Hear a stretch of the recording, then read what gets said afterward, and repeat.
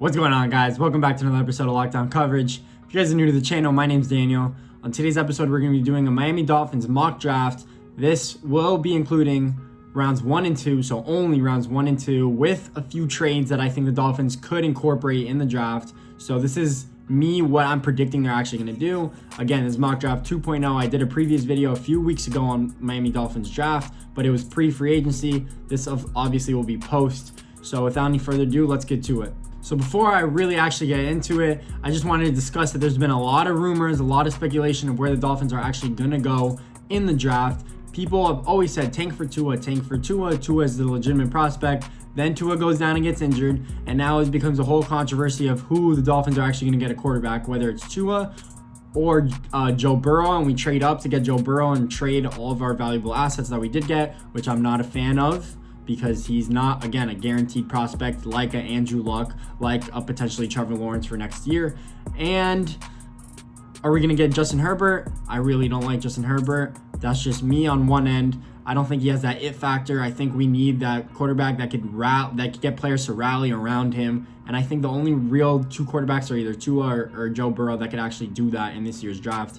So without any further ado, with the 5th pick in this Dolphins mock draft, Miami Dolphins mock draft, I have them still selecting Tua Tagovailoa. Again, no trades for the 5th pick. I think it's too risky for the Dolphins to trade a first-round pick to Detroit, let's say, for the 3rd overall pick to get Tua Tagovailoa.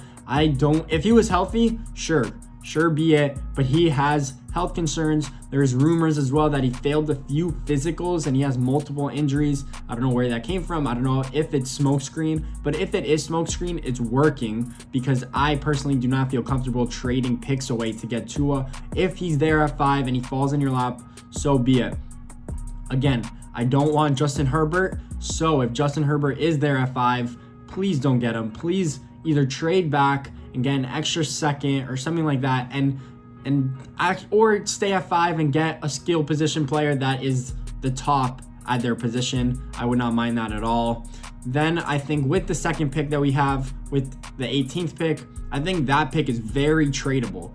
And since there's really good tackles in this draft, and that is what the Dolphins roster is lacking the most, by far the most, I would honestly predict them trading from 18 and getting into, let's say, that 10 to 15 range and getting a top tackle. So I have them actually trading with the San Francisco 49ers, and I have the Dolphins, so that's 5 picks from 18 to 13, and I have the Dolphins trading their 56th pick in the 2nd round and 2 4th-round picks, 1 this year and 1 next year. So 141st pick and a next year's 4th-round pick as well for that 13th pick. And with the 13th pick, I have the Dolphins selecting Makai Becton, offensive tackle from the University of Louisville. I think he is a stud prospect, stud left tackle or right tackle, whatever you want. If you have Tua, you might want to put him at right tackle, especially because Tua is a lefty.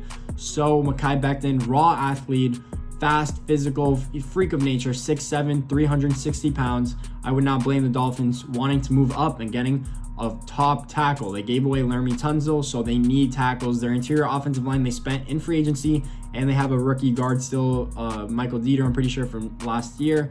So I think we're kind of set there. We'll let a few players battle it out in training camp for the starting roles, but at tackle we need reinforcements. So Makai Becton really makes sense to trade up for, especially if he's not going to be there, or if a top tackle is not going to be there at the 18th pick.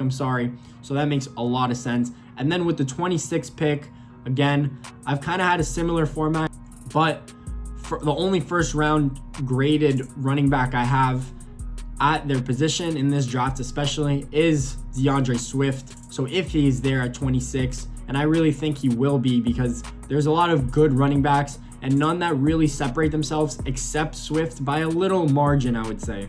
So because he is such a complete back, and that really pays off in the NFL, especially in the league that we have today. So with the 26th pick, I actually do have the Dolphins taking Deandre Swift from the University of Georgia, stud running back. I think he's perfect for a Brian Flores scheme. You could dink and dunk to him all day. He could have 50 receptions a year, and I think he can carry the ball. I don't know about, he needs to get a little bulkier and keep that top end speed that he has, even though he's not an explosive 4-3 Dalvin Cook type of running back. he still has that breakaway speed, and he's elusive. He's good through the tackles, which is really good, through the A gap, through the B gap. So Deandre Swift, I think, would fit complimentary, and there you go. You have 3 offensive starters coming out of this draft, potentially a franchise quarterback, potentially a franchise right tackle or left tackle, and your running back that you so lacked in last year because Ryan Fitzpatrick was your leading rusher with just over 200 yards, which still is crazy. I've mentioned it a few times that's crazy. But yeah, Deandre Swift with the 26th pick. And then since I think they end up trading their second round pick, which I said 56, for that 13th pick from San Francisco, I only have them having selected 1 second round pick. And with that 39th pick in the second round, I have the Miami Dolphins selecting center/guard out of the University of Michigan, probably the best interior offensive lineman in this draft, Cesar Ruiz. I think he's a stud. I think you could plug and play him either at center or at guard at day 1. So if you have injuries, if Michael Dieter doesn't perform to standards, which I don't know if he will, I have confidence that he probably could, not that he will though. And so that would make sense. If a player goes down from injury, you could start him there. Again, you can move Eric Flowers around along the line, even though he didn't play well at all at left tackle. You could put him there. You could have Jesse Davis play left or right tackle as well. Makai Becton, I don't know where he would fit in, but he would be good anywhere along the line. Probably not at guard, but at tackle position. So that makes out the first and second round mock draft for me.